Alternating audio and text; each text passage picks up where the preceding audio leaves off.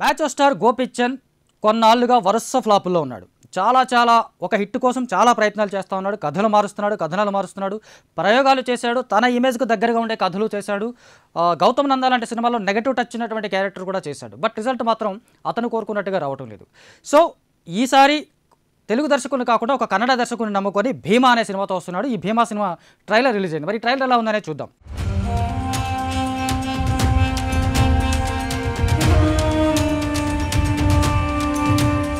గోపిచంద్ అనగానే మాస్లో ఒక రకమైనటువంటి ఒక ఇమేజ్ ఉంది. ఆ ఇమేజ్కి తగ్గట్టుగానే ఈ ట్రైలర్ కనిపిస్తూ ఉంది. బట్ కంటెంట్ పరంగా చూసుకున్నట్లయితే శివరాత్రి రోజు రిలీజ్ అవుతున్న సినిమా కాబట్టి ఆ డివోషనల్ టచ్ ఇస్తూ ఆ భక్తి దానికి సంబంధించిన అంబియన్స్తో పాటు ఈ సినిమా ట్రైలర్ మొత్తం కనిపిస్తూ ఉంది. నిజానికి ట్రైలర్లో పెద్దగా విషయం ఏం చెప్పలేదు. గోపిచంద్ డ్యూయల్ రోల్ చేస్తున్నాడు అన్న విషయం మాత్రం అర్థమైంది. అంటే ఒక రెండు కాలాల డిఫరెంట్ టైం పీరియడ్స్లో సాగే కథలాగా ఈ ట్రైలర్ చూస్తే కనిపిస్తుంది. బట్ కంటెంట్ పరంగా చూసుకుంటే ఇందులో బలమైన కంటెంట్ అనేది ట్రైలర్లో ఏమాత్రం ఎలివేట్ చేయలేదు. కేవలం ఒక డివోషనల్ టచ్ ఇస్తూ మహావిష్ణువు 6వ అవతారంగా వచ్చినటువంటి పరశురాముడు తన గండ్రగొడ్డలితో సముద్రాన్ని వెనక్కి నెట్టి ఒక మహానగరాన్ని సృష్టించాడు. అదే ఆ నగరానికి సంబంధించినటువంటి కథగా ఈ సినిమా ఉండబోతుందన్న విషయంగా ఒక వాయిస్ ఓవర్లో ఈ ట్రైలర్ దాదాపు 2.5 నిమిషాలకు దగ్గరగా ఉంటే 1.5 మినిట్ పైగా వాయిస్ ఓవర్తోనే ఉంటుంది. ఆ వాయిస్ ఓవర్లో గోపిచంద్ ఫేస్గా ఎక్కడ పర్టికులర్గా రివీల్ అవ్వటం ఉండదు. ఆయన పోలీసు గెటప్లో కనిపించడం వల్ల గోలీమార్ సినిమా తర్వాత పోలీసుగా నటిస్తున్నాడు కాబట్టి out and out action content ఉంటుంది, మంచి మసాలా యాక్షన్ కంటెంట్ ఉంటుందని ఆడియన్స్ ఎక్స్పెక్ట్ చేస్తే దానికి భిన్నంగా ఈ ట్రైలర్ కనిపిస్తుంది.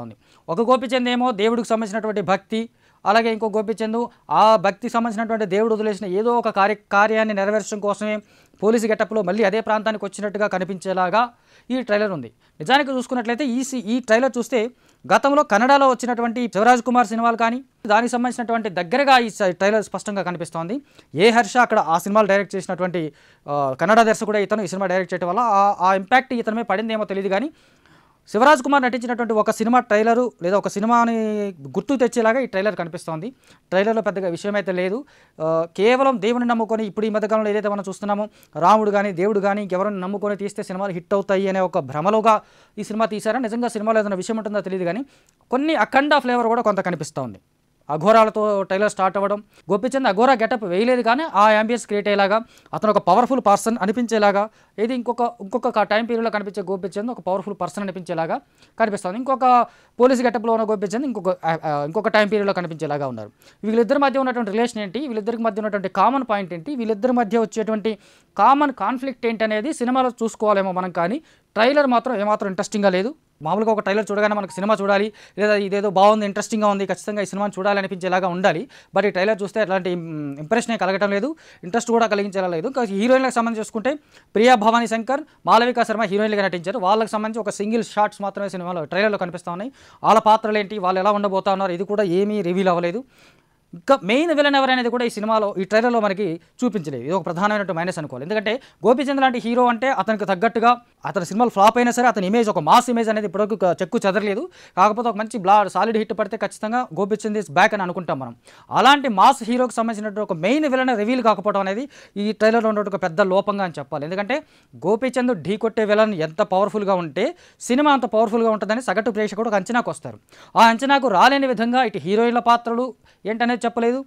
పోనీ ఇక్కడ హీరో క్యారెక్టరేషన్ 2 పాత్రలు డ్యూయల్ రోల్ చేసినట్టుగా కనిపిస్తున్నప్పటికీ కూడా ఆ 2 పాత్రల్లో ఈయన ఢీ కొట్టబోయే అంశం ఏంటి, ఈయన ఫేస్ చేయబోయేటువంటి కాన్ఫ్లిక్ట్ ఏంటి, లేదా ఈయన ఫేస్ చేసి సాల్వ్ చేయబోయే ప్రాబ్లం ఏంటి అనే దాని విషయంలో కూడా ట్రైలర్లో ఏ క్లారిటీ లేదు. అంచేత ఇది గోపిచంద్ ప్రస్తుతం కొన్నాళ్ళుగా వరుసగా ఫ్లాపుల పరంపరలో ఉన్నాడు కాబట్టి ఆ పరంపరని కొనసాగించేలాగా ఉన్నట్టుగా ఉంది అనిపిస్తే కూడా తప్పేం లేదు. కాకపోతే సినిమా చూసాకే మన ఫైనల్ రిజల్ట్ అనేది అనుకుంటాం కాబట్టి. బట్ ట్రైలర్ చూస్తే ఇంప్రెసివ్గా లేదు, ఆకట్టుకునేలా లేదు. సినిమా చూడాలన్న ఒక ఎంతూజియాజం పెంచేలాగా కూడా ఈ ట్రైలర్ కనిపించడం లేదు. కాకపోతే మొత్తంగా ట్రైలర్లో ఉన్నటువంటి హైలైట్ ఏంటంటే ఈ మధ్య కొంచెం కన్నడ సినిమా నుంచి దూసుకొచ్చినటువంటి మ్యూజిక్ డైరెక్టర్ రవి బ్రాసూర్ నేపథ్య సంగీతం మాత్రం గూస్ బంప్స్ అనేలాగా ఉంది. మామూలుగా ఇలాంటి సినిమాలకు అతను ఎలివేట్ చేస్తాడు, సినిమాలు ఎలివేట్ చేస్తాడు, సీన్స్ని ఎలివేట్ చేస్తాడు, హీరోయిజం ఎలివేట్ చేస్తాడు. ఒక నార్మల్ సీన్ కూడా నెక్స్ట్ లెవెల్లో చూపించేలాగా తన బీజిఎంతో మాయ చేస్తాడు. ఆ మాయ ఈ ట్రైలర్లో కనిపిస్తుంది తప్ప ట్రైలర్లో కంటెంట్ పరంగా చూసుకుంటే చాలా వీక్గా ఉంది. గోపిచంద్ నుంచి ఒక కన్నడ దర్శకుని నమ్ముకొని కన్నడలో అతను కొంచెం మాస్ పల్స్ తెలిసిన దర్శకుడే ఏ హర్ష అతని పేరు. మాస్ పల్స్ తెలిసిన దర్శకుడిగా కన్నడలో పేరు తెచ్చుకున్నాడు. కాకపోతే తెలుగు ఆడియన్స్కి కన్నడ ఆడియన్స్కి ఖచ్చితంగా ఒక డిఫరెన్స్ ఉంది. ఇది మనకి ఈ మధ్య కాలంలో చాలా కాలంగా వస్తున్న సినిమాలను బట్టి చూస్తే తెలుస్తుంది. ఎందుకంటే మనం చేసిన సినిమాలను మ్యాక్సిమం కన్నడలో రీమేక్ చేసుకుని అక్కడ హిట్ కొట్టే సందర్భాలు మనం చూసాం తప్ప కన్నడలో హిట్ అయిన సినిమాలు ఏవి తెలుగులో పెద్దగా ఆడిన దాఖలాలు లేవు. అంచేత ఒక కన్నడ దర్శకుడు తెలుగు ఆడియన్స్ పల్స్ని మాస్ పల్స్ని పట్టుకొని ఈ సినిమాను రూపొందించాడు అంటే నమ్మడానికి దగ్గరగా లేకుండా ట్రైలర్ కనిపిస్తోంది. మరి సినిమా ఎలా ఉంటుందో కానీ మార్చి 8న మహాశివరాత్రి రోజు రాబోతున్న ఈ సినిమా ట్రైలర్లో మాత్రం ఆ డివోషనల్ టచ్ కనిపిస్తుంది. మరి భక్తి కాపాడుతుందా ఈ సినిమాని, పరమశివుడు కాపాడతాడా, లేదా ట్రైలర్లో చెప్పినట్టు ఆ పరశురాముడు వచ్చి కాపాడతాడా తెలియదు. కానీ ప్రస్తుతం ట్రైలర్ మాత్రం వీక్గానే ఉంది.